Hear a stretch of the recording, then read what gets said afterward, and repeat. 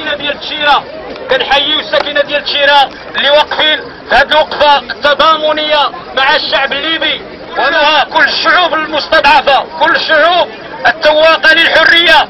حركه 20 فبراير تتضامن مع كل الشعوب التواقه الى الحريه.